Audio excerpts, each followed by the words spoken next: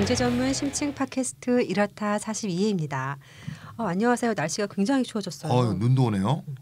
하지만 내일은 1월 14일. 네, 87년 민주항쟁의 기폭제가 된 박종철 열사 30주기라고 하더라고요. 네, 맞습니다.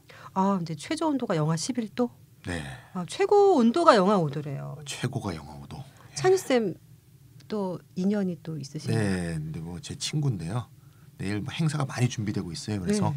근데 추워서 고생이 많으시겠어요. 네, 안녕하세요. 채니쌤입니다. 네. 내일 뭐 10시 반에 네. 마석의 그 모란공원이라고 네, 있어요. 그 모란공원. 묘지에 참배도 있고 2시에는 이제 종철이가 죽은 남영동 대공문실 지금 남영경 옆에 있죠. 추모제도 있고 또 3시 50분부터는 기념식도 광화문 광장에서 열립니다. 사진전도 열리니까 많이 좀 참석해 주시면 감사하겠습니다. 네, 또 공교롭게 또 토요일이에요. 네, 토요일입니다. 네, 시민들의 촛불의 열기로 추위를 녹일 수 있는 그런 장이 됐으면 싶네요. 네. 자, 오늘 이렇다 42회 주제를 말씀드려야겠는데요. 정경유착입니다. 네, 정경유착. 어제 신문기사 보니까 그 최태원 SK 회장 특별 사면해 줄 때 청와대랑 또 SK 간에 또 한 녹음 파일이 나왔더라고요. 역시 캐도 끝이 이거 없습니다. 누가 녹음한 거예요? 근데 그러니까. 저는 이 기사 아직 못 봤는데 조혜경입니다. 어쨌든 네. 알파조입니다. 네. 인사를 못 드렸는데. 네. 박근혜 대통령이 사면을 결정했고 사면으로 출소하면 회장님이 해야 될 숙제가 있다 이런 식으로. 회장님이 해야 될 숙제가 있다. 야, 참. 횡령액이 최소한 400억이 넘고 많으면 2천억에 달한다고 그랬잖아요. 네. 그런 경제사범을 최태원. 풀어주는 대가로 그러니까 경제살리기 투자 약속을 받아내고 K재단과 미르재단에 111억 받은 거니까 이거야말로 뭐 빼박캔트 뇌물사건이잖아요. 네, 그렇죠? 뇌물사건이죠. 이게 정경유착의 적나라한 사례가 아닌가 싶은데요. 알파조님 어떻게 보시나요? 뭐 지금 다들 뭐 이런 게 뭐 정경유착이다라고 얘기를 다 하죠. 이번에 이제 국정농단 사건에서 한국 사회의 뿌리 깊은 적폐다, 고질적인 병폐다, 이제 이게 정경유착이다. 이게 적나라하게 한번 그 모습을 다시 드러냈고 지금 다들 난리죠. 그동안에 뭐 정경유착 망령은 다 죽었었는데 이게 되살아났다고 하고 있고 정경유착이란 고질병을 못 고치면 선진국이 영영 못 된다. 그다음에 정경유착으로 무너진 경제정의를 바로 세우지 못하면 미래가 없다. 다들 그러면서 이제 정경유착의 고리를 완전히 끊어야 된다는 목소리 굉장히 높고요. 지금 아마 국회에서도 정경유착 어떻게 끊을 것인가라는 비슷한 제목의 주제로 토론회가 막 여기저기서 지금 막 열리고 있는 중입니다. 근데 이제 그 정경유착 고리를 뭐 끊어야 된다고 하는데 뭐 그 한두 해 들어온 얘기도 아니고 계속 정경유착 남아 있는데 이 지점에서 한번 정경유착이 뭔지 본질은 뭔지 이걸 극복하려면 어떻게 해야 되는 건지 좀 꼼꼼하게 따져볼 필요는 있지 않을까. 맞습니다. 그래서 한번 오늘의 주제를 정경유착, 자본 권력과 정치 권력의 잘못된 만남이라는 물음표를 붙이면서 한번 잡아봤습니다. 또 이게 좋습니다. 타이밍이 또 타이밍이 좋습니다. 진짜 좋네요. 어저께 이재용 그 회장 특검 그렇죠. 출두해서 이재용이 했었잖아요. 이번에 그렇죠? 삼성 정말 빼도 박도 못하는 네. 상황이 됐죠. 그러면 정경유착에 대해서 하나하나씩 알아보도록 하겠는데요. 찬희 쌤, 일단 영어로 정경유착이 뭐예요? 어려움을 이 한국말로 그 정경유착은요. 정치 권력과 이제 경제 권력이 이제 붙어 있다는 건데 직역이 안 돼요. 영어 단어가 딱 맞는 건 없어요. 우리나라에만 있는 거예요. 근데 비슷한 영단어로 크로니 캐피털리즘이란 말이 있어요. 캐피탈리즘은 알겠는데 크로니? 크로니 이 뜻이 브라우니는 절친이라는 뜻이에요. 절친. 그러니까 경제계와 정치 권력이 절친이 돼서 서로 이권을 주거니 받거니 하는 그런 관계의 자본주의. 이제 크로니 캐피탈리즘이라고 그러고요. 자본주의 이제 기업 입장에서 보면 기업의 성공이 정권 혹은 정부 인사들과의 관계에 달려 있는 체제다. 이렇게 이제 말할 수 있겠습니다. 좀 비슷하죠. 그러니까 우리나라 말과. 정경유착이라는 말을 영어로 번역하기가 좀 어려워요. 어렵죠. 그래서 찬희 선생님 말씀하신 것처럼 크로닉 캐피탈리즘이라고 해서 정실 자본주의 이름이 좀 정실 자본주의 이상하다. 근데 어쨌든 그래서 영어 번역 좀 어렵다라고 하는 말은 이게 엄밀한 과학적 개념은 학문적 개념은 아니라는 뜻인 거고 그래서 어쨌거나 한국 사회에서 정경유착은 정치 권력과 자본 권력 사이의 공생 관계다. 공생 좋다. 그리고 서로 사는데 필요한 절대적으로 필요한 관계다. 그 이제 그것의 뿌리가 바로 박정희가 집권했을 때 만들어진 개발 독재 체제다. 그렇죠. 이제 그 내용을 들여다보면 기업들은 정치 권력에게 어떤 방식으로 정치 자금 다양한 형태로 정치 자금을 제공하고 그 대가로 정치 권력으로부터 특혜와 특권을 보장받아 이득을 챙기는 이런 거래 관계가 이제 그 당시에 형성이 돼서 박정희 굉장히 개발 독재자 형성이 돼서 이게 수십 년 동안 계속되어 오면서 한국에만 존재하는 굉장히 독특한 기업 조직인 재벌 체제가 이렇게 만들어진 것이죠. 한국의 정경유착은 주로 정치 권력과 재벌, 큰 대기업 이런 사이에서 이루어진다고 봐야 되나요? 그러니까 요즘에 뭐 우리가 정경유착 하면은 늘상 재벌이 등장을 하잖아요. 그래서 근데 그러면은 우리가 정경유착을 얘기를 할 때 자본 권력과 정치 권력의 잘못된 만남이라고 얘기를 했는데 그럼 여기서 자본 권력이 재벌로만 국한이 되느냐라는 질문이 제기를 할 수가 있죠. 근데 과연 그럴까? 그렇게 보면 우리 이번에 최순실 국정농단 사태에서 보면 김영재 실 저기 뭐야 일단 대기업들이 돈을 낸 건 대기업이 돈을 가진 건 어차피 이제 대기업 재벌 기업들이니까 돈을 낸 건 재벌 기업들이고 자기가 민원 넣어서 대통령한테서 이제 뭐 여러 가지 자기네들의 민원 다 해결하는 이런 검은 거래가 있었는데 사실 박근혜 대통령이 챙겨주려고 했던 기업들을 하나하나 다 챙겨 보면은. 다 중소기업들이에요. 네, 맞아요. 그 최순실 제부가 운영한다는 아동복 전문 브랜드. 전문 브랜드겠죠. 블루독 뭐 이런 거 있습니다. 예. 성형외과 원장의 처남이 운영한다는 화장품 브랜드. 고공상승했다 그러죠 이게. 네, 최순실이 직접 챙긴 WK 이게 다 재벌은 아니죠. 재벌 아니죠. 예. 네. 그래서 이 정경유착을 얘기를 할 때 돈 내는 건 대기업 분명하고 자기 원하는 거 다 챙겨가지만 이번 사태를 보니까 이권을 챙겨주려고 했던 게 전부 중소기업이었다. 그러다 보니까 정경유착 개념 정의를 할 때 사람마다 강조점이 달라져요.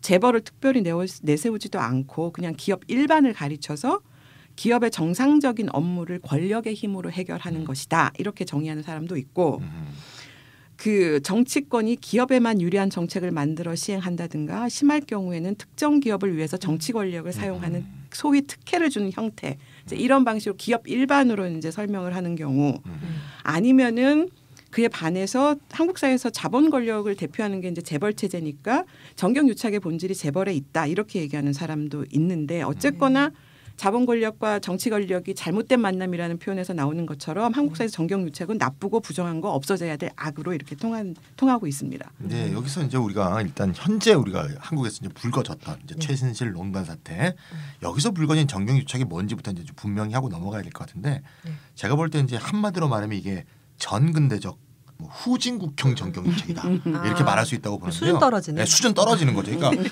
국민들이 진보냐 보수냐를 떠나서 다 분노한 이유가 뭐냐. 이게 이승만 박정희 시대에나 일어나던 그렇죠. 그런 정경유착이란 말이에요. 맞아요. 지금 2016년인데 우리가 50년대 60년대 한국의 관료자본주의 시대에나 일어났던 일이 일어난 거죠. 뭐 기간을 연장한다 하더라도 1980년대 30년 전인 전두환 시대 때 일어났던 일이잖아요. 우리 국민들이 대부분 민주주의가 전진했다. 나라도 좀 더 선진국 비슷하게 되었다라고 다수 국민이 생각하고 있었는데 이런 구시대적 행태가 그냥 그대로 이루어진 거죠. 그래서 나는 온 국민이 분노한 게 아니라 99%의 국민이 분노한 게 아닌가 싶고요. 이런 데는 당연히 있을 수도 없고 당연히 관련자는 전부 구속 엄벌에 처하고 다시는 이런 일이 일어나서는 안 되겠어요. 이건 이제 분명해요. 이거 이제 매듭을 짓고 그런데 문제가 남아요. 이런 후진국형 정경유착이 없어지면 현대적 의미의 정경유착은 없는 건가? 좀 세련된 정경유착. 네, 정부가 기업한테 직접 말해서 돈을 안 뜯으면 정경유착이 해결이 된 건지 또는 더 나가서 정부가 기업 알아서 너희들 편하게 사업해라. 기업한테 이렇게 넘겨주면 세상이 좋아지는 건지. 노무현 정부 때 하려고 했던 거잖아요. 정치는 관치는 안 할 테니까 너희들이 다 알아서 해라 이런 거였었잖아요. 이게 저는 문제라고 봅니다. 그런 얘기를 좀 했으면 좋겠어요. 네. 그 찬희 선생님 말씀하신 것처럼 이게 정경유착을 그러면 어떻게 하는 게 그 문제를 푸는 방법인가 해법인가 이제 그 질문이 나올 수밖에 없지 않습니까? 맞습니다. 그래서 지금 뭐 아까 얘기 드린 것처럼 뭐 국회에서 뭐 이런저런 토론회가 많이 열리고 있는데 그럼 어떻게 하는 게 정경유착을 끊는 방법인가 하나 예를 들어볼게요. 지금 이번 국정농단 파문 터지면서 제일 먼저 제기된 해법이 뭐냐면 정경련 해체입니다. 그렇죠? 지금 여기저기서 정경련 해체해야 된다고 요구를 하고 있죠. LG가 탈퇴했다니까 막 사람들이 그죠. 그다음에 뭐 그때 국정조사 할 때 그 청문회 자리에서 뭐 국회의원들이 뭐 삼성 이재용 부회장한테 뭐 탈퇴하실 겁니까? 뭐 난리는 지금 막 그랬는데 어쨌든 그 일단 그 정경련이라는 게 돌격대 역할, 기업의 주머니를 터는 돌격대 역할을 했었다. 그래서 정경련을 해체를 해야 한다고 지금 주문을 하고 있고 더 재미있는 거는 민주당 지도부가 올해 경제계 신년 인사에 참석을 안 했어요. 아니, 너무 또 속 좁다. 티난다. 이게 매년 그 연례 행사거든요. 네. 그 굉장히 많은 사람 수천 명이 참석하는 굉장히 큰 행사인데 대한상이라고 하는 경제계의 단체가 이제 그 주최를 하는데 이런 의례적인 그 연례 행사를 보이콧을 한 겁니다. 그래서 재벌 해체를 주장하는 심상정 의원이나 노회찬 의원도 당당하게 참석을 하는데 왜 민주당 지도부는 단체로 보이콧을 했냐. 이제 이런 의문이 나온 거고 당사자들이 뭐라고 막 이런 얘기들이 나오니까 일부러 피한 거 아니다. 다들 뭐 다른 일정이 있었다라고 다 발뺌은 하고 있는데 어쨌든 막 이 촛불 민심이 정경유착 해소해라, 재벌 개혁해라 하고 하니까 이제 그걸 의식한 정치적인 행보다라는 해석이 지금 막 나오고 있죠. 그러면서 이제 제기되는 게 정경련 해체하고 정경련을 대신해서 다른 순수한 재벌들의 이익단체를 만들자라는 제안이 나오고 있어요. 근데 만약에 그 정경련을 순수한 그 재벌들의 이익단체로 바꾸면 좀 무섭지 않아요? 저는 무섭게 되는데. 더 무서워. 이게 무슨 형용보수도 아니고 순수한 이익단체. 그 지금까지는 비순수했어. 정치인들 뭐 대통령이 심부름을 했기 때문에 뭐 그런 것으로 들리는데 어쨌든 정경련을 순수한 이익단체로 바꾸면은 과연 정경유착의 고리가 끊어질까라고는 이제 질문이 당연히 나올 수밖에 없겠죠. 있는 사람이 없죠. 그러고 나서 이제 대통령이나 정당 대표들이 재계 인사들을 안 만나면 되나, 재계가 주최한 행사에 참석을 하지 않으면 되나. 비공식적이든 공식적이든 재벌 총수들하고 아예 접촉을 하지 않는 것이 정경유착을 근절하는 방법인지. 이제 그런 의문들이 막 나올 수밖에 없는 것 같아요. 정경유착의 수준이 낮으니까요. 정경유착 근절반부터 수준이 낮은 것 같아요. 안 만나면 된다. 그러니까 그때도 하지 말고 공식적인 행사로 참가하지 말고 이게 이제 우리 막 웃고 있는데 이게 해법인지 이거 굉장히 심각한 문제이긴 한데 어쨌든. 그러니까 노골적으로 정말 작작 좀 헤쳐먹지. 그러니까 찬희쌤이 그러셨잖아요. 그 전근대적인. 그러니까 후지다는 소리잖아요. 후진 정경유착. 근데 이런 것만 뭐라 하는 거지 사실 본질은 이렇게 털끝만치도 건드리지 않는 것 같아요. 전경련 해체한다고 해도 뭐 재벌이 그대로 남는데. 그렇죠. 네, 그리고 재벌의 경제적인 지배력도 그대로고. 그렇죠. 안 만난다고 해서 안 해주는 것도 안 해주는 것도 아니고 맞아요. 갑자기 이런 비교가 생각나는데요.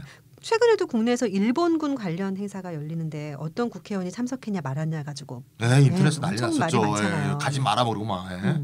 물론 그런 행사에 참여하는 거는 좀 볼상사납고 참 나쁜데 나쁜 일이죠. 근데 그 행사에 참여하지 않았다고 해서 일본군을 통해서 대중국 봉쇄 전략을 완성하려는 미국의 군사 전력이 없어지는 것도 아니고 약해지는 것도 아니고.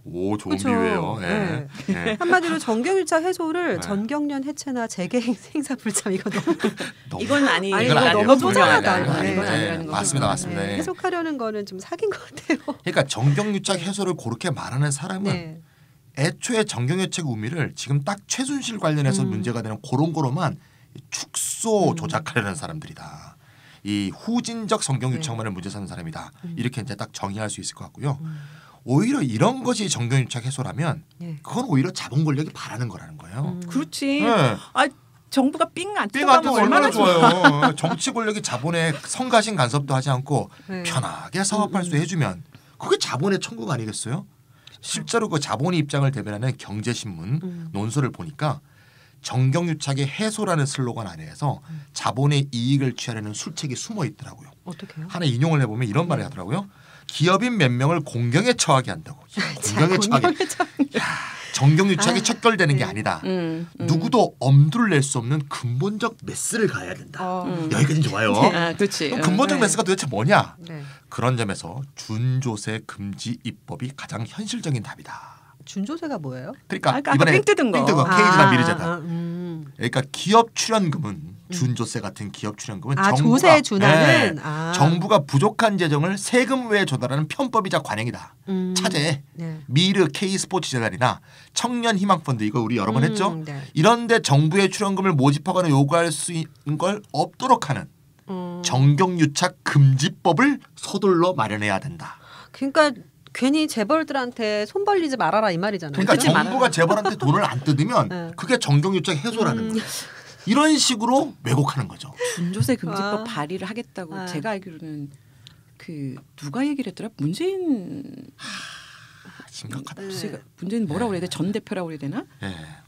뭐 얘기했던 것 같은데 유력 후보. 네. 승희는 우리가 이렇다 그 39회에서 다뤘잖아요. 20대 국회 최초 법안으로 제출된 법안이 뭐였죠? 프리존, 규제 프리존. 그렇죠. 규제 프리존 특별법이었죠. 그게 뭐예요? 규제를 하지 않는다는 게 결국 뭐예요? 자본한테 정치 권력이 간섭을 안 한다는 거잖아요. 네. 그럼 이게 좁은 의미, 아까 그런 후진적 의미로 파악된 정경유착 관점에서 보면 정과 경이 분리되는 거잖아요. 그러니까 그래서 정경유착 해소다. 이렇게 홍보 선전을 하는 거예요. 근데 하지만 규제 프리존 대상 사업 선정하는 거나 지역 전략 사업에 적합한 기업 선정 자체가 그 기업한테는 어마어마한 특권이잖아요. 사실은 규제 하나 받지 않고 그때 알파존이도 말했지만 프리 패스를 받는 거죠. 너무 꼼수 같아요. 네. 그렇죠. 그러니까 좀 쉽게 말하면 탈법도 없어요. 비리도 없어요. 직접적 금전수수도 없어요. 뇌물도 안 보여요. 이거야말로 고차원적인 현대적 정경유착이 아니냐. 저는 이 말을 하고 싶은 거예요. 그래서 정경유착이 한국에서는 이 후진적인 그러니까 불법, 탈법, 편법, 뭐 위법 이런 것들을 다 용인해주는 그런 그 은밀한 검은 거래 이런 것들을 얘기하다 보니까 마치 그런 것들을 다 없애면은 그래서 그걸 없애는 방법이 정치와 경제를 완전히 분리하면 안 만나면 그 접촉을 안 하면 관계를 점점 멀리하면 이게 이제 해결이 되는 거냐. 해결이 되는 거다 뭐 이런 식으로 이제 논의가 쭉 가는 경향이 있는 것 같아요. 근데 이런 정치와 경제를 완전히 분리하는 것이 가장 최상이고 가장 바람직한 것이다라고 주장을 했던 전통은 굉장히 오래됩니다. 그게 자유주의 사상에 그렇죠, 자유주의. 따르는 것인데 자유주의 사상에 따르면은 정치와 경제를 완전히 나누고 그렇죠. 정치는 절대로 경제에 개입해서는 안 된다라는 건데 이제 이게 자유주의 사상에 기초한 주류 경제학의 기본 입장이죠. 제가 대학교 처음 들어갔을 때 경제학 책을 보니까 정치는 한 마디도 없더군요. 그래서 정치는 정치만 하고 경제는 경제만 하고 그래서 이걸 완전히 분리하는 것이 이상적이고 바람직하다. 이렇게 주장을 하는데 주류 경제학과 자유주의 사상에서 그게 현실이 그렇다라는 뜻은 아니에요. 그러해야 한다라고 하는 것이에요. 이상적인 가치를 말하는 것이에요. 그래서 정치와 경제가 분리되어 있다라고 하는 현실의 모습을 그렇게 보여주는 게 아니라 정치와 경제는 분리되어야 한다라고 하는 이데올로기적으로 이상적인 상황을 만들어 그러니까 말하는 것이고 맞습니다. 그 현실에서 정치와 경제가 실제 어떤 관계를 맺고 있느냐는 전혀 다른 문제라고 볼 수가 있습니다. 근데 그게 분리될 수 있어요? 안 만난다고 분리돼 있는 건 아니잖아요. 맞아요. 출연금을 안 거두면 분리된 건가? 그것도 아니죠. 그런 것도 아니죠. 자유주의 이데올로기라고 하는 이 얘기들이 이렇게 들으면 들을수록 약간 뭔가 사람을 좀 이렇게 꼬이는 속이는 그럴 듯해 보이지만 사실 속이죠. 네, 그런 것 같아요. 그래서 이 가치 판단이 들어가 있는 거잖아요. 정치와 경제는 현실에서 분리되어 있다가 아니라 분리되어야 한다라고 하는 거고 그렇게 하는 것이 좋은 것이다. 라는 거 정치와 경제가 붙어 있으면 나쁜 것, 정치와 경제가 떨어져 있으면 좋은 것 이건 가치 판단이 들어가 있는 거예요. 이제 그게 그래서 좋은 방향으로 만들어야 된다라는 게 자유주의 사상이 요구하는 건데 실제 그럼 현실은 어떠냐? 현실은 자유주의 사상에서 요구하는 것과는 정반대로 정치와 경제는 뗄래야 뗄 수 없는 밀착 관계를 가지고 있습니다. 그리고 정치는 늘 경제에 개입하고 있어요. 안 하는 나라가 없죠. 왜냐하면 경제적인 활동 자체를 정부가 하고 있지 않습니까? 맞습니다. 공기업이라는 것도 있고 그다음에 모든 사회생활을 조정하는 규칙들을 만들고 변경하는 것도 다 정부고 경제 활동의 규칙이나 룰을 만드는 것도 다 정부고 이걸 집행하는 것도 정부고 그래서 정부와 정치를 떠난 경제라고 하는 거는 사실 상상할 수가 없어요. 있을 맞습니다. 수도 없는 거예요. 그래서 현실에서 정치와 경제는 이렇게 뗄래야 뗄 수 없게 한데 이렇게 얽혀 있다. 라고 깊숙이 정치가 개입한다. 재화 서비스를 생산하고 이거 분배하고 이런 모든 과정에 실제로 이제 정치와 그다음에 정부가 깊숙이 관여를 하고 있다. 그래서 한마디로 다시 정리를 해보면은 정부는 규칙을 만드는 입안자이고 규칙을 집행하는 집행자이고 그다음에 경제 행위자로서 공기업 같은 형태로 직접 생산하고 서비스를 제공하잖아요. 경제와 뗄래야 뗄 수 없는 관계로 맺어져 있다. 그래서 정치가 행사할 수 있는 다양한 강제 권한들이 있는데 많죠. 대표적인 게 조세징수권인데. 그럼요. 조세를 막 걸어드리는데. 이게 정치가 어떤 정치를 하느냐에 어떻게 개입하느냐에 따라서 개별 기업의 이윤이 결정이 되고 아니면 산업하고 경제 전체의 생존과 향방을 결정할 수 있을 만큼 막강한 영향력을 행사를 하고 있습니다. 네, 맞아요. 그러니까 주류 경제학이 이게 정치는 공적인 영역, 경제는 가족처럼 사적인 영역 이렇게 이제 분리를 하는 거예요. 사실 요거 자체가 교묘한 이론적 책략인데 자유주의자들도 정치라는 영역은 공적인 영역이니까 민주주의를 해야 된다 이렇게 생각하거든요. 네네. 근데 경제 영역은 사적 영역으로 분류를 딱 시키는 거죠. 그러면 결국 어떻게 돼요? 공적 원리인 민주주의가 원리가 적용이 안 되는 거예요. 네. 즉 경제 영역에 민주주의 원리가 들어오는 거에 대한 거부감이 이론적으로 주류 경제학에 투영되어 있다. 이렇게 말할 수 있는 거고요. 그 결과 이제 정치적 민주주의의 오랜 역사를 가진 선진국에서조차 네. 경제에서는 민주주의 원리가 관철이 안 되는 거예요. 사실 이런 이데올로기가 작동을 하고 있는 거죠. 자유주의 사상에 뿌리를 둔 주류 경제학이 만들어낸 성역이자 성과라고 볼 수 있는데, 그래서 우리가 이제 우리가 오늘 주제가 뭐예요? 정경유착 아니에요? 네. 정경유착 해소라는 슬로건에 이렇게 우리가 잘못하면 휘말리다 보면 네. 정경 분리가 선이라는 자유주의 이데올로기에 감염되게 되고 결국 경제는 완전히 사적인 영역에 이렇게 놓여지게 되면 다시 말해서 자본 권력의 개인적 손아귀에 완전히 우리가 넘겨져 버리는 그런 우를 범할 수 있다. 요즘 우리가 잊지 않아야 될 것 같아요. 아, 그러니까 이제 쉽게 정경유착을 해소하자, 관치금융을 해소하자 이렇게 말하는 게 어쩌면 쉽게 좀 말하면 위험할 절대 수 안 됩니다. 있겠네요. 굉장히 위험합니다. 네. 예. 우리가 네. 흔한 말로 민주주의는 1인 1표인데 그 자본주의는 1달러 1표라고 얘기하잖아요. 맞습니다. 예. 대주주가 대파이죠. 예. 그래서 이게 민주주의는 모든 개인에게 동등한 그 평등한 발언권을 부여하고 근데 하는 게 민주주의인데 자본주의에서는 돈이 많은 사람이 돈이 장땡이죠. 많은 만큼 발언권을 갖는 그렇죠. 거잖아요. 이 두 가지가 사실 같이 하나로 묶여있기가 좀 어려운 어렵죠. 이런 구조라고 볼 수가 그렇네요. 있죠. 그래서 민주주의가 그 필요한 부분이 공적인 영역에서 정치 권력이 어떤 특정 세력의 전유물이 되는 것을 막기 위해서는 반드시 필요하다. 그거는 경제적인 자유주의자들도 당연히 그거를 요구를 하죠. 왜냐하면 정치 권력의 행사가 사회 전체 구성원들에게 강제성을 가져요. 그 시민들의 의무는 우리가 원하고 안 하고의 문제가 아니라 의무예요. 무조건 해야 돼요. 세금 내야 돼요. 뭐 이런 그 강제성을 갖는 것이기 때문에 개인의 자유를 보호하기 위해서도 정치 권력은 마땅히 견제가 돼야 맞습니다. 되는 거거든요. 이게 이제 그 정치에서의 민주주의죠. 정치에서 민주주의인데 그러면은 우리가 사적인 공간이라고 얘기하는 경제를 보면은 이걸 왜 사적인 영역이라고 하느냐? 개인들 사적인 개인들이 자율적으로 선택한 것이다. 그러니까 예를 들어서 노동시장이라고 하면은 내가 너보고 뭐 노동하라 그랬어? 노동하라 그랬어? 이렇게 딱 되는 거예요. 너는 계약 관계야? 이렇게 되는 거죠. 그러니까 자유롭게 너희들 자유로운 의지를 가진 개인들이 노동시장에 들어와서 고용계약을 맺은 거예요. 그런 거고 예를 들어서 생산자와 판매자의 관계다. 내가 이 물건 너한테 사라 그랬어. 이렇게 딱 되는 거거든요. 그렇죠. 그래서 이게 그 경제 영역에서는 사적인 거래 관계와 계약 관계로 이루어진다. 그런데 여기는 강제성이 전혀 없고 개인들이 자율적으로 결정한 것이고 선택한 것이다. 그러니까 여기에다가 민주주의 원리라는 거는 적용할 수가 없고 자유의 원리만 그 채택을 해야 되는 것이 바람직하다. 그게 자유주의자의 주장. 그게 이제 자유주의자의 주장이라는 거예요. 그래서 강제 관계가 없으므로. 그렇죠. 이거 완전 자유만 너가 싫으면 존재하는 떠나면 되지. 내가 강제한 것도 아닌데 정말 여기다가 왜 동등한 발언권을 이데올로기예요. 달라고 하느냐. 꼬우면 사지 않으면 되고.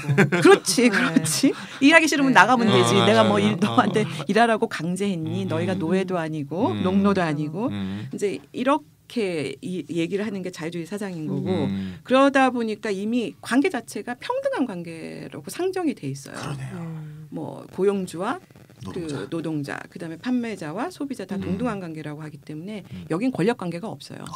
자유로운 개인들의 평등한 계약 관계라서 권력 관계가 없습니다. 그래서 우리가 자본 권력이라는 얘기를 많이 쓰는데 주류 경제학에서는 사실 권력이란 개념 자체가 존재하지 않습니다. 없죠. 안 나오죠. 그래서 자본 권력을 견제한다거나 아니면 경제적 약자, 힘이 없는 약자 권력 관계에 들어가 있는 거잖아요. 이런 걸 보호해야 된다는 주장을 얘기를 하면 주류 경제학에서는 이게 다 쓸데없는 게 되죠. 왜 개념 자체가 없는데. 없습니다. 야, 숨가쁘게 달려왔는데요. 잠깐 중간 정리를 해보겠습니다. 최순실 게이트 같은 전근대적 정경유착은 마땅히 사라져야 한다. 관련자 다 집어쳐놓고 막 처벌 때리고 이거가 맞는데요. 맞습니다. 그렇다고 정경유착을 해소한다고 해서 정경분리를 해야 한다 이렇게 주장하는 것은 사실상 자유주의 이데올로기를 그대로 따르는 것이다. 굴복하는 것이다. 다시 말해서 경제 영역에서 통제되지 않은 무한 권력, 민주주의 원리가 작동하지 않는 그런 절대 권력을 자본 권력에게 넘겨주는 것이다. 이런 말씀. 네, 잘 정리하셨습니다. 네. 사실 정부가 재벌 돈을 뜯어간 것이 문제가 아니에요. 재벌 돈을 뜯어서 세금을 마음대로 내면 되지. 박근혜와 세순실 측근의 사리사욕에 섰다는 게 문제죠. 사실 경제 영역에서 재벌이 가지고 있는 우리 범접 불가능한 권력 우리 그렇죠. 잘 알잖아요. 그럼요. 오히려 민주주의 힘으로 정치가 개입해 들어가야 되는 거예요. 다시 말해 정부가 재벌에게 돈을 뜯어야 돼요. 저는 그런 세상을 꿈꿔요. 진짜. 그리고 이걸 좋은 일에 써야죠. 그쵸. 그렇다고 우리가 뭐 깡패처럼 최순실처럼 탈법 불법적 수단을 쓰자는 그런 얘기가 아니에요. 저는. 네. 조세징수권이 있는데 그렇죠. 뭐 조세징수하면 되죠. 시장 상권까지 사실 침투해서 재벌이 팥빙수까지 팔아먹잖아요. 지금 골목 상권 다 장하고 있잖아요. 아티제가 보세요.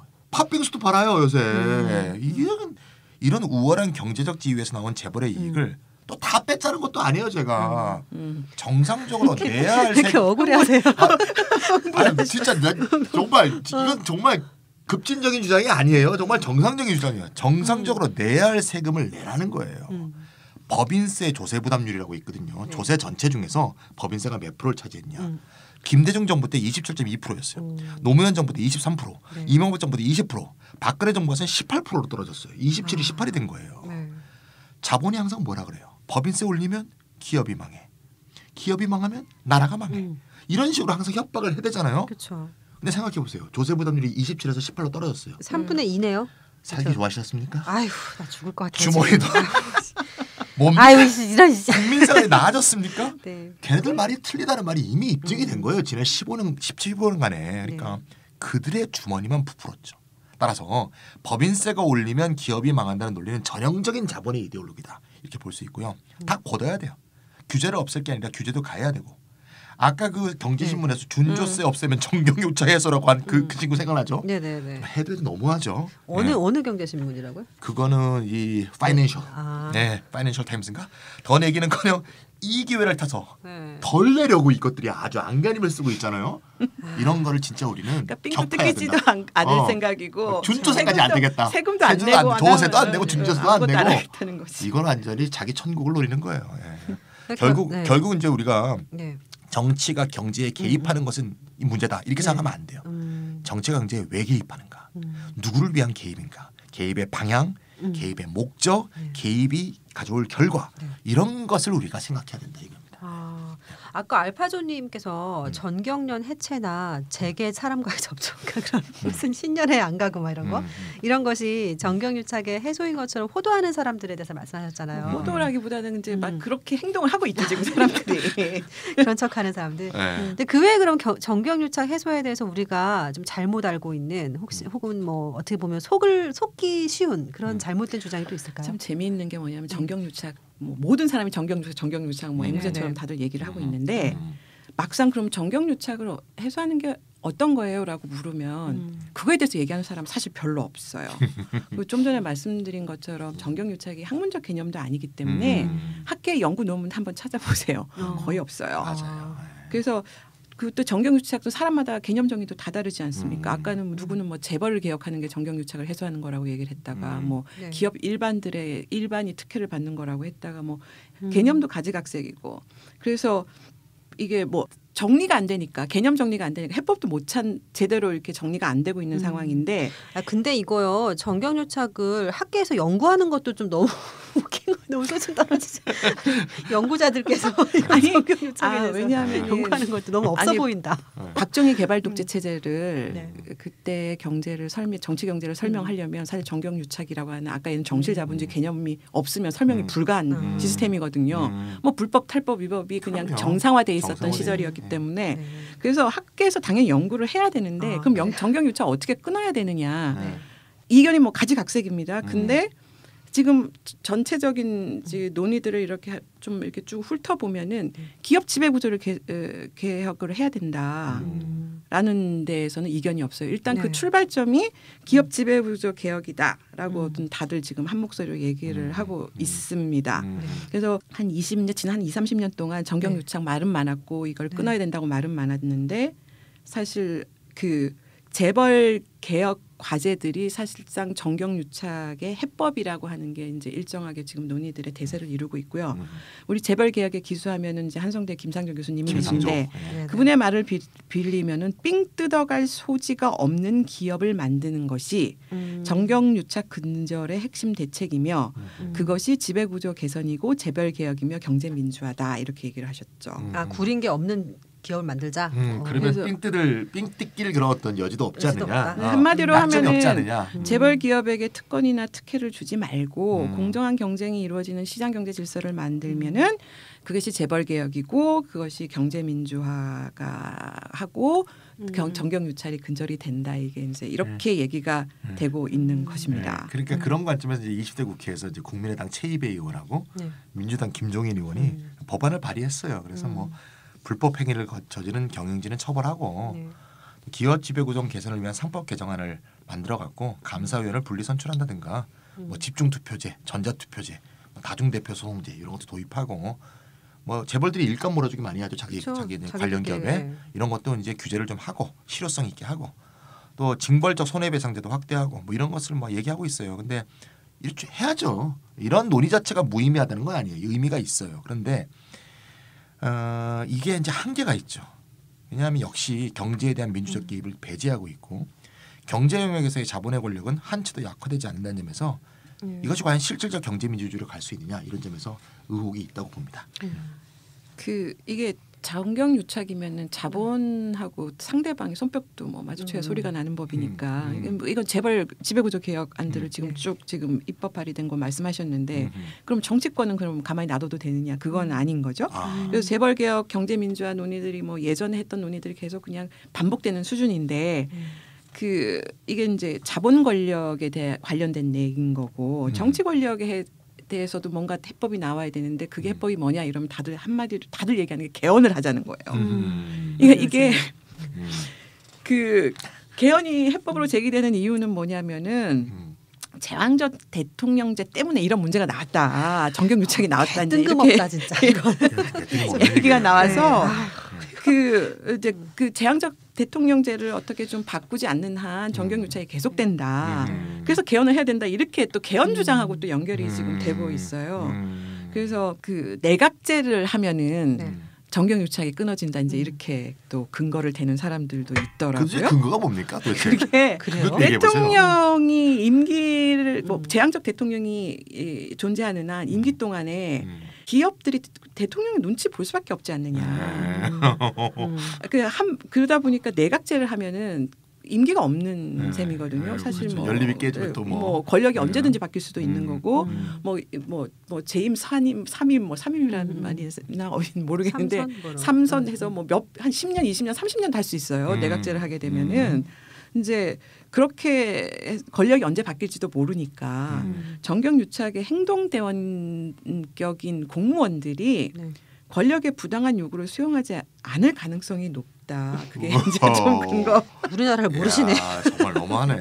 그래서 개헌론이 어쨌든 어떻게 될지는 앞으로 뭐 논의가 어떻게 될지는 잘 모르겠지만은 정경유착을 끊기 위해서는 국가 자체를 이제 전체적으로 다 개조해야 된다는 결론이 지금 나오고 있는 중입니다. 야, 그런 주장이 맞다면 말이죠. 내각제하고 있는 일본이나 이탈리아 같은데 정경유착이 없겠네요. 야, 일본, 이탈리아. 야, 최근에 물론 균열 조짐이 있긴 하지만 일본에는 경단련이라는 대기업 단체가 있어요. 전경련처럼. 우리나라 정경련과 좀 비슷한 거죠. 우리나라 같은 재벌 체제는 좀 아니지만 어쨌든 경단련은 정치연금을 통해서 정계를 쥐락펴락해요. 경단련이 나서서 자민당 총재 선거까지 개입해요. 특정 계파를 당선시키기도 하고 넌 이번에 양보해야 하기도 하고요. 계파와 계파를 연합하게 한다든가 이런 걸 옛날부터 많이 해왔어요. 1950년대부터 노골적으로 개입해요. 자본 입장에서는 이제 왜 얘네들이 이제 대통령제를 싫어하나 하면 대통령제는 돌발 변수가 있거든요. 그러니까 대중의 바람이 확 불다 보면 이제 파퓰리즘의 바람이죠. 그러면 그 선거 결과가 자본의 바람과는 좀 다른 그런 통제력을 벗어날 수가 있는 거예요. 자기 말을 정확하게 듣지 않는 그런 돌발적 대통령이 나타날 수 있는 그런 여지가 있는 거죠. 이게 재벌이 말하자면 불확실성을 제거한다는 의미에서 내각제를 선호하는 면이 좀 있습니다. 그러니까 개돼지 같은 민중이 또 어떤 그렇죠, 또라이를 뽑을지 모르는 사실 위험성이 있는 사실 거잖아요. 우리나라 2002년이 그런 상황이었잖아요. 그렇죠. 월드컵 열리고 미선이 효순이 사건 터지고 막 난리도 아니었죠. 그래서 노무현 대통령이 당선이 됐잖아요. 그렇죠. 그래서 노무현 대통령 초기 때 재벌이 약간 고생한 적이 있어요. 이내 삼성이 주도해갖고 이광재, 서가번, 백원우 이런 걸 통해서 행정부를 자기 의중대로 결국 움직였지만 어쨌건 이런 게 싫은 거죠. 그런 사태가 발생하는 게 돌발 사태. 돌발 사태. 그렇죠. 나 갑자기 운전면허 시험을 때 돌발할 때 꽉 잡는 거 생각하네. 그러니까 내각제를 하면 한국에서 그동안 보았던 후진국형 정경유착. 그러니까 정치 권력이 위에 서서 경제계를 압박하는 그런 형태의 정경유착은 아마 깨끗이 사라질 거예요. 아마. 그러니까 자본이 싫어하는 정경유착은 사라지겠죠. 네. 하지만 노무현 대통령이 권력은 이제 시장으로 넘어갔다고 했잖아요. 네네. 그때 자본으로 이미 넘어갔던 권력이 내각제가 되면 아마 비로소 완성된 권력이 될 거라고 저는 생각하고요. 그러니까 자본이 좋아하는 정경유착이. 네, 좀 좁은 의미에서 보더라도 내각제를 하려면 정당 정치 토양이 있어야 돼요. 내각제가 결국 뭐예요? 비례대표자 정당 정치 아니에요. 근데 우리나라는 정당 정치 토양이 없기 때문에 일본과 같은 가장 나쁜 의미의 보수 정치. 파벌 정치로 전락할 가능성이 매우 크다. 일본은 사실 자민당이 영구 집권하는 체제 아닙니까? 영구 집권이죠. 그렇죠. 잠깐 민주당이 집권을 한 몇 년의 기간이 있었지만 그리고 자민당이요 정당이 아니에요. 7개의 파벌이에요. 파벌 연합이에요, 그냥. 그 영구 집권하는 거예요. 네, 서로 자기네들끼리 나눠 먹으면서 그 파벌을 골고루하게 경단련이 지원을 해요. 네. 기업들 입장에서 보면은 굉장히 편하죠. 편하죠. 근데 저는 개헌 얘기가 불쑥 나오는 게 진짜 문제인 것 같아요. 문제죠. 무슨 말도 안. 고쳐야 될 게 얼마나 많은데요. 부자들만 선거에 나갈 수 있게 한 대통령 선거. 그렇죠. 기타금이 너무 많죠. 국회의원 선거구에서의 지정 기타금 문제. 최근에 비례대표제 기타금은 이제 헌법 위배라고 나는데요. 소선거구제는 여전히 기타금을 내죠. 정당의 득표율과 정당의 의석수가 사실상 비례하지 않잖아요. 맞습니다. 사이비 비례대표제. 맞습니다. 그렇죠. 소선거구제가 비례대표제에 비해서 의석수가 너무 많다는 문제. 그러니까 작은 정당 간의 선거 연합 정당이 불가능한 문제. 선거 연합 정당이 우리나라 안 되죠. 그렇죠. 거대 정당이나 지역 정당에게만 유리한 선거법을 좀 바꿔야 되는데. 맞습니다, 그렇죠. 맞습니다. 이게 무슨 개헌을 내각제에 갑자기 들고 나오는 이런 개헌 얘기가 좀 이상한 것 같아요. 굉장히 불순하죠. 다양한 의견이나 참신한 세력들이 정치판을 바꿔야 된다는데 하긴 어제 반기문 저는 전 유엔 총장께서 전 유엔 사무총장 얘기가 딱 나오니까 어저께 뉴스를 보다 딱 정말 이거 한마디 해야 될 것 같은데 저는 그 공항에서 인터뷰했잖아요. 딱 그때 자기한테 불편한 질문 딱 들어갔을 때 누가 생각났는 줄 알아요? 박근혜.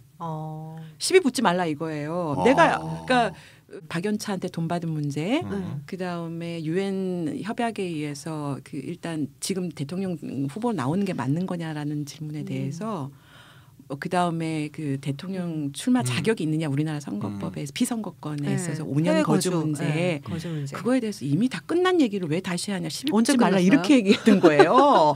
그래서 박근혜하고 트럼프하고 그러니까 자기는 자기가 그냥 다 결정하는 거야. 그러니까 유엔의 그 차터에 나와 있는 규정이 자기가 대통령에 출마하는 것을 금지하는 것이 아니다. 그건 자기 해석인데 그걸로 끝났어 논의가. 그러니까 자꾸 트집 잡지 말라 이렇게 얘기하는 거예요. 그래서 문제 삼지 말고 시비 걸지 말고 그래서 어머 갑자기 박근혜 얼굴이 싹 스쳤어요. 여담입니다만. 괴롭습니다 정말. 반기문이 아니고 박기문 아니에요? 아니 저는 신문 헤드라인에 정권 교체가 아니라 정치 교체를 해야 된다는 게 누가 한 말인가 봤더니 누가 한 말이요? 반기문 전 유엔 근데 시비 붙지 말라고 하니까 정치 교체를 해야 될 사람이 자기다 이렇게 말하는 걸 보고 숭혜님이 지금 선거법 얘기 잘 꺼내셨는데 제가 그 민주당에게 꼭 하고 싶은 말이 있어요. 이 기회에 민주당 분이 이걸 들으시는지 모르겠지만 좀 관련 있는 분들 좀 전해주세요. 사실 19대 의회 때 민주당이 지금의 선거제도 즉 소선거제를 중심으로 한 제도 때문에 피해를 많이 봤어요. 개피봤죠. 근데 20대 의회는 전혀 달라서 더불어민주당이 소선거제에서 크게 선전을 했어요. 사실 아시잖아요. 그래서 제가 제대로 된 비례대표제로 선거법을 한번 바꾼다고 가정해보고 지금 의석을 한번 바꿔보니까 더불어민주당은 의석수가 줄고요. 국민의당은 의석수가 늘더라고요. 그래서 당초에 민주당 당헌에 포함되어 있던 비례대표제가 슬그머니 지금 빠졌어요. 근데 말이죠. 제가 하고 싶은 말은 20일 때는 또 어떻게 될지 몰라요. 개구리가 올챙이적 생각을 좀 해야 되지 않는가. 20일 때는 그러니까 20일 때는 19대가 될지도 몰라요. 지금 새누리당 바른정당이 보수 세력이 약화되어 있고 분열되어 있는 상황에서 그렇게 보이는 거지.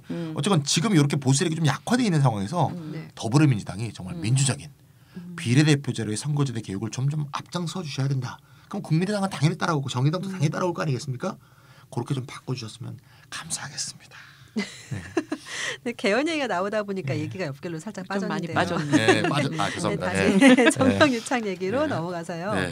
정경유착 시대를 종식하고 정경협력 시대로 나가야 된다 이런 주장도 나오는데. 정경협력. 그러니까 지금까지는 막 정경 분리를 해야 된다는 게 지금 대세인데 그 자유경제원이라고 있어요. 정경련에서 돈을 받아가지고서는 운영이 되는 그냥 자유주의 사상 운동 집단인데 여기 현재 그 원장이 현진건이라는 사람인데 이 사람이 뭐라고 얘기를 했냐면 정경유착이란 비판 때문에 정치와 경제가 분리되는 것이 이상적이라고 생각할 수 있지만 이건 자유주의 사상이죠.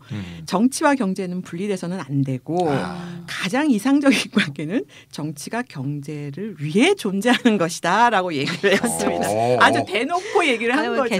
자유주의 사상도 막 버렸네요. 그렇죠. 그러니까는 정치와 경제에 봉사하는 관계가 바람직하다. 경제에 봉사해라. 정치가. 그러니까 재계를 위해서 정치를 해라. 이런 주문을 한 건데 그래서 정경유착이라는 용어를 버리고 정치와 경제의 관계를 새롭게 설명하는 용어로 우리 정경협력이라고 하자. 그렇게 얘기를 하면서 저기 그 정치는 재계를 위한 정치를 해라라고 얘기를 하는 그 정경련이 지원하는 단체의 장다운 발언을 했습니다. 정말 자유경제원이 또 한마디 하면 또 경제신문이 호응을 합니다. 이게 사실 짜고 치는 고스톱이에요. 비슷한 사설이 실렸는데요. 기본적으로 정경협력을 해야 경제가 잘 돌아간다. 아무래도 신문이 이게 전이 아닙니까? 전이. 그래서 노골적으로 자기 본색을 드러내요. 그래서 어떻게 본색이 드러났냐면 정부와 기업이 협력하다 보면 부패하는 사람들이 있게 마련이다. 그렇다고 협력 자체를 단절하면 구더기가 무서워 장을 못 담그는 것이 되지 않겠느냐. 구더기가 적게 생기는 시스템을 만들고 구더기가 생기면 걷어내면 된다. 아침부터 왜 구더기가 구더기가 부패라는 얘기죠. 우리가 전부 구더기만 있는 것 같아요. 우리 생각에는. 실질적 목표로 삼아야 될 것은 맛있는 장을 담그는 거다. 야, 정말 그럴듯하지 않습니까? 구더기가 있으면 장이 맛이 없어져요. 근데 그런가 보죠? 몰라요. 전반적으로 보면 정경유착이라는 관계에서 문제가 뭐냐. 정부가 앞장서는 경우가 많다. 정부가 규제라는 칼자루를 쥐고 있기 때문이다. 규제 반대했죠 벌써 또. 정경유착 단어에서 보자. 정자가 경자 앞에 온다. 이 제대로 제가 경제신문 그대로 나온 거예요. 진짜요? 네, 정부가 일을 되게는 만들어도 만들기는 어려워도 안 되게 만들기는 매우 쉽다. 이것이 기업인들의 상식이다. 한마디로 무슨 연고전 고연전도 아니고 경정유착이라든지. 맞습니다. 그래서 이게 무슨 정경협력 아니야. 경정협력의 시대를 만들어 나가자. 이게 이제 경제신문의 사설 내용입니다. 파렴치죠. 구더기까지 써갖고 진짜. 자유경제원 경제신문들 정말 무슨 신문이라고요? 매일경제입니다. 아유, 그럴 줄 알았어. 매경은 뭐 경제신문의 조선일보 같잖아요. 네, 맞습니다. 그러면 정경유착의 진정한 해결법이 뭘까 하는 궁금증이 드는데요. 앞에서 정치가 경제에 민주적인 통제, 민주적 개입을 들어가야 된다. 이렇게 말씀하셨잖아요. 그러려면 뭐 의지도 있어야 되고 능력도 있어야 되고 또 더 중요한 거는 그럴 수 있는 강력한 지지 기반을 갖춘 정치 세력이 권력을 잡아야 될 거다. 이렇게 생각이 드는데요. 말하고 나니까 참 힘들겠네요. 쉽진 않겠어요. 언제 그런 일이 있나? 어느 청년에.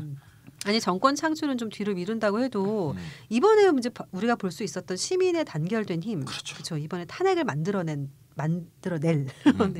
그런 시민의 조직된 힘을 가지고 자본 권력을 제어할 수는 없을까 하는 생각이 들어요. 또 그런 시민의 힘이 있어야 결국 또 제대로 된 정치 권력을 또 만들어낼 수도 있지 않을까 하는 생각도 드는데요. 그 정권을 바꾸면 이제 모든 게 다 해결될 것처럼 그리고 이제 촛불 민심을 등에 업고 대통령이 되겠다는 사람들이 이제 너도 나도 등장하면서 내가 다 해결해 줄게 지금 이런 판이 만들어지고 있는데 다시 한번 정리를 좀 해보면 한국 사회 정경유착의 본질이 뭘까? 자본 권력이 누리는 절대적인 특권을 말하는 게 그 정경유착의 본질인데 지금까지 한국의 역사를 보면은 누가 정권을 잡든 정치 권력이 자기네들이 동원할 수 있는 모든 수단을 다 이용을 해서 자본 권력이 누리는 이 절대적인 특권을 다 안정적으로 보장을 해주지 않았습니까? 맞습니다. 민주정부 10년 동안에 이 점에서 달라진 게 있었나요? 그렇진 않았다라는 생각이 들고 이 정치 권력이 어마어마한 영향력을 갖거든요. 뭐 우리 일반 시민들의 삶 전체에 영향을 미치듯이 자본 권력 자체에도 사실 운명을 좌지우지할 수 있어요. 맞아요. 옛날에 국제그룹 망가뜨리고 했던 거 다 정부가 하는 일이었고 대우 무너뜨리게 한 것도 왜 하필이면 대우 이런 것 다 정부가 할 수 있는 일들인데 그렇다고 한다면은 만약에 정말 촛불 민심을 잘 담아서 새로운 정권이 들어서서 소수의 자본 권력이 아닌 시민 전체를 위한 정치 권력을 행사하는 정부가 들었으면 정경유착이 실질적으로 해결되지 않을까. 그게 촛불 시민이 바라는 거죠, 사실. 그렇겠죠. 근데 제가 여기다 찬물을 좀 끼얹어야 될 것 같은데 우리가 이렇게 아무리 바래도 자본주의 경제 질서가 유지하는 한 절대 대다수의 시민들이 나선다고 해도 경제 이런 룰 자체를 바꾸기에는 저는 역부족이라고 생각을 합니다. 왜냐하면 제가 다른 얘기보다 그 2014년도에 미국이라는 나라 있잖아요. 거기는 이런 후진국적인 그런 정경유착 없잖아요. 그러니까 우리나라에서 지금 정경유착을 그 해소해야 된다라고 온갖 재벌 개혁들은 미국 수준 정도만 따라하자 이제 이런 얘기들인 건데 시장 경쟁 질서를 좀 공정하게. 근데 그렇게 시장에서 공정한 시장 경제 질서가 제일 발달해 있고 민주주의가 가장 발달해 있는 미국에서조차도 시민 권력이 자본 권력을 이길 수 없다라고 하는 것이 실증적으로 입증이 되었습니다. 실증적. 그래서 왜냐하면 2014년도에 굉장히 그때 발표됐을 때 굉장히 큰 파장을 일으켰고 반향을 일으켰던 연구 논문이 하나 있어요.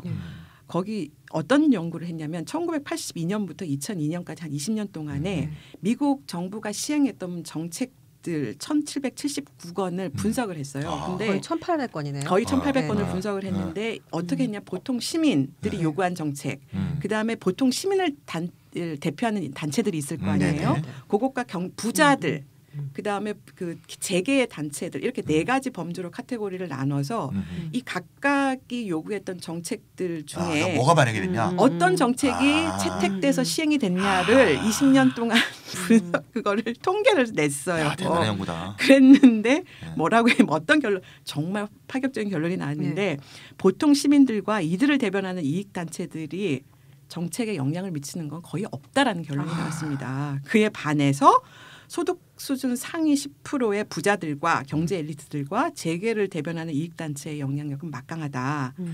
그 말은 뭐 이런 결과가 나왔는데 경제 엘리트나 재계 단체들이 순수한 재계 이익 단체들이 지지하는 법안은 대부분 통과됐어요.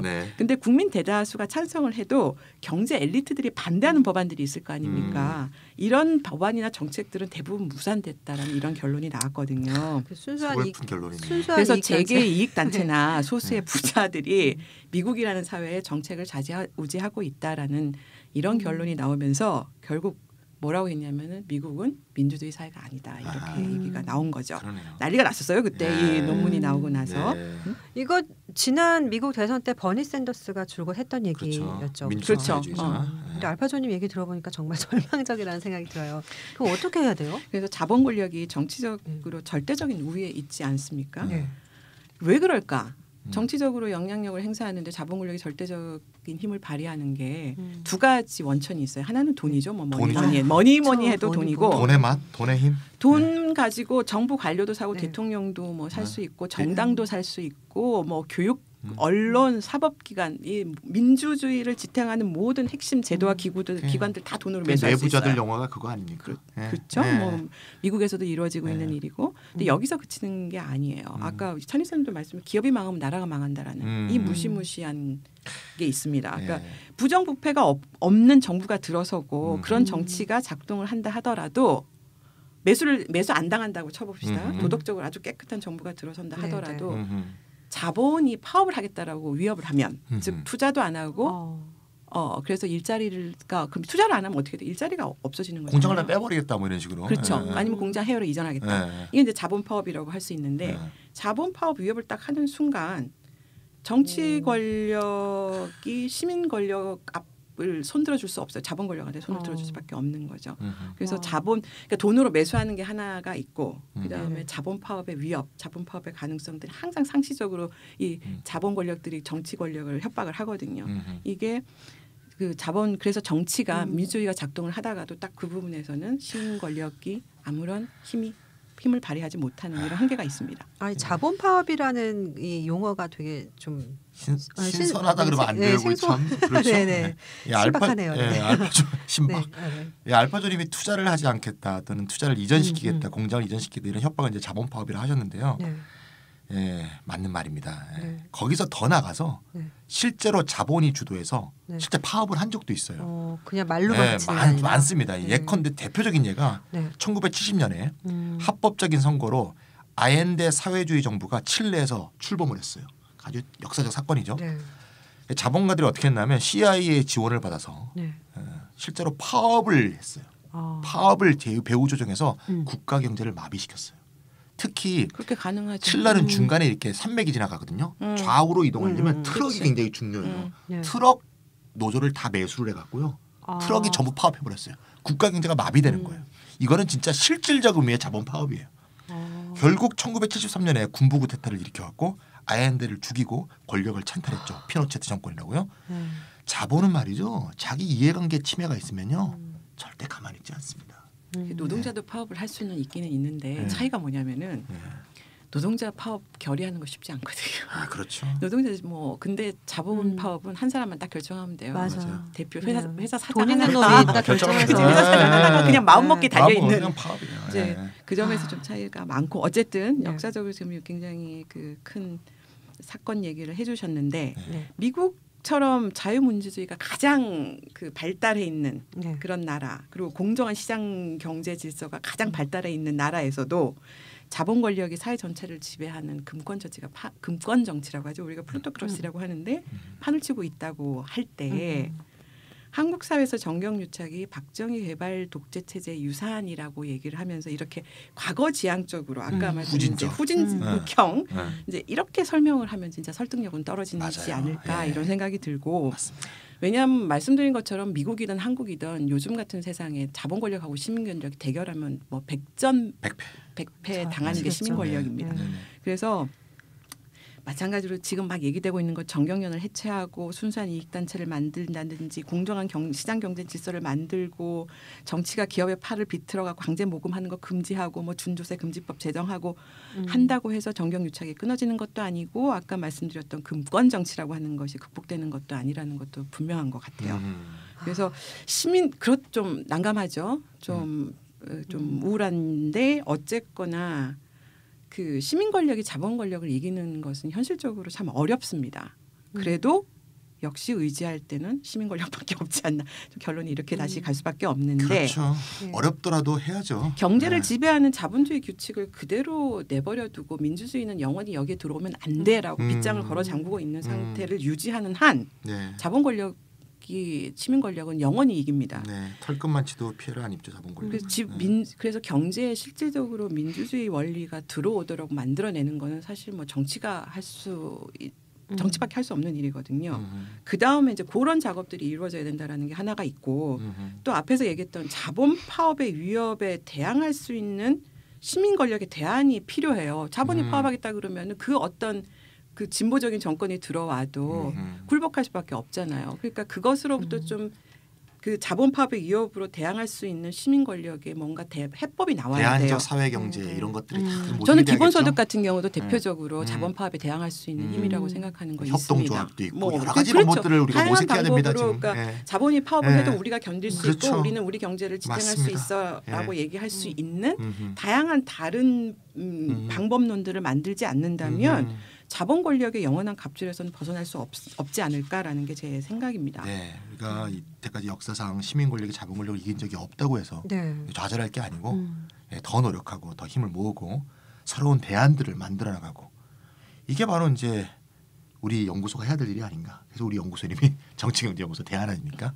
대안을 만드는 그 길을 절대 이제 포기하지 않고 노력하겠습니다. 네, 그렇습니다. 네. 뭐 아주 작은 틈새로 비추는 한 줄기 빛이라고 해도 그 빛을 따라 나가다 보면 또 어떤 길이 보이겠죠. 길이 보이겠죠. 큰 동굴의 입구가 나오겠죠. 사실 아무도 예상치 못했잖아요. 천만 촛불, 그렇죠. 이쯤 되면 천만 촛불 혁명 아닌가요? 혁명입니다. 맞습니다.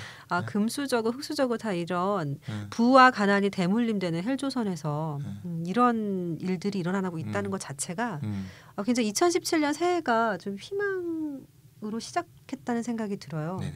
네, 2016년에 촛불혁명으로 절대 깨지지 않을 것 같았던 이 헬조선의 견고한 성벽에 차츰차츰 균열이 일어나고 있다 이런 생각이 들고 기회가 확실히 이런 촛불혁명으로 우리가 승리를 경험하면 또 다음에 또 뭔가를 또 할 수 있는 그런 원동력이 생기잖아요.